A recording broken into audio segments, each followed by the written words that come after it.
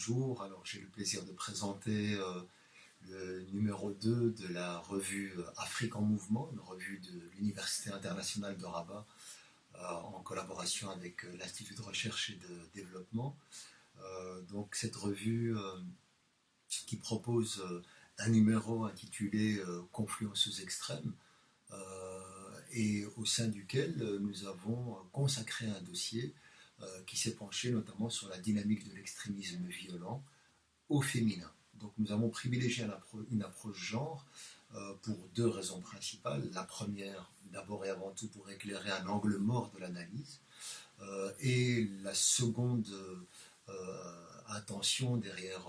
ce choix, c'est que le biais genre nous permet évidemment de mettre en relief une série d'éléments qui ne sont pas nécessairement visibles de prime abord. Donc un dossier pluridisciplinaire, un dossier qui lie différents terrains de recherche, et donc cette approche, je dirais, multiples facettes, met en dialogue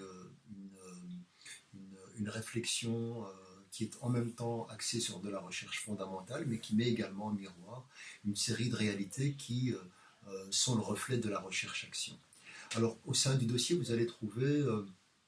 notamment une saisie du contexte maghrébin, mais également de l'Afrique subsaharienne et quelques expériences du contexte européen. Donc, trois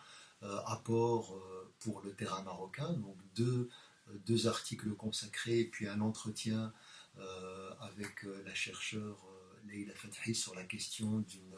relation entre notion de développement et problématique de l'extrémisme violent, mais également un éclairage sur la question du salafisme au féminin par le docteur Mohamed Outahar, mais également l'approche sur le champ du soufisme et notamment des Mourchidat par Maryam El-Haytami.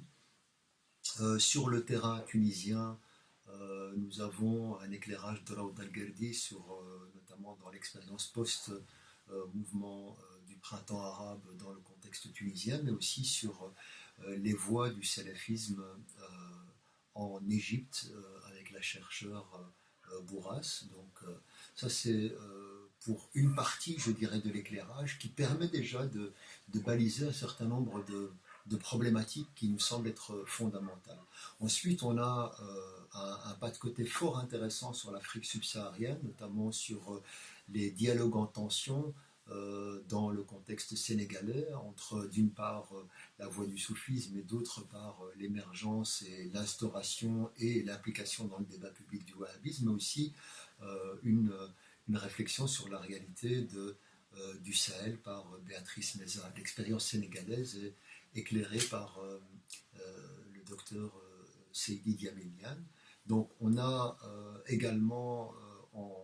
en parallèle une mise en perspective des contextes belges avec Natacha David sur un témoignage d'une expérience d'une jeune fille et aussi sur la réflexion sur la notion du dit djihadisme féminin mis en perspective, objectivé, analysé, déconstruit par l'anthropologue Dounia Bouzar. Parallèlement à la constitution de ce dossier, nous avons aussi en amont, et c'est d'ailleurs la tradition dans le rubricage de la revue,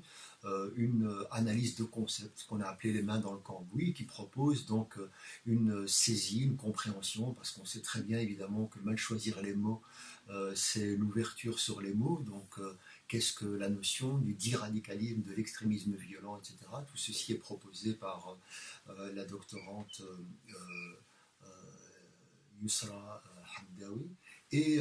finalement deux lectures d'ouvrages dont l'un met en relief l'expérience malienne, également proposée par le docteur Seydi Diamelian, mais aussi une approche sur les politiques menées par les Pays-Bas et la Belgique sur la question notamment de la gestion du dit radicalisme dans ces contextes-là. Enfin, on a une rubrique un peu plus, je dirais, retour de terrain, avec une mise en relief par une expérience sur la question de la chair culture et faits religieux proposés par Selma Saadi, parce que la chaire en tant que telle s'intéresse à ces thématiques-là et s'est engagée par différents colloques internationaux au sein de l'UIR et une série de publications au travers de la problématique de l'extrémisme violent depuis 2016 jusqu'à aujourd'hui. Donc on a voulu tracer cette logique de continuum et aussi, dans le cadre de la recherche-action, un retour de la doctorante Amina Mesguid sur notamment un colloque international mis sur pied par la Rabita Mohammediya des Ulama, notamment par le biais du centre Ta'arouf, en partenariat avec donc des organisations internationales sur ces questions-là. Donc voilà un peu les multiples facettes et un dernier pas de côté sur une originalité, donc des bandes dessinées qui sont aujourd'hui proposées sur le traitement de cette thématique dans une logique de prévention. Et il était tout à fait intéressant de s'en saisir, notamment par le jeune chercheur donc, Yahya Daoud-Idrissi, qui nous mettait en perspective le témoignage ou la trajectoire d'une jeune fille qui est à la base à Paris, qui se retrouve en Syrie, et il nous montre un peu cette mise en abîme de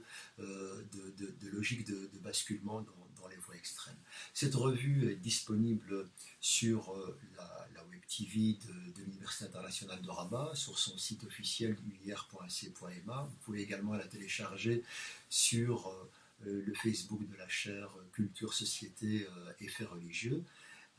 Elle est bientôt disponible en version papier et on vous remercie évidemment pour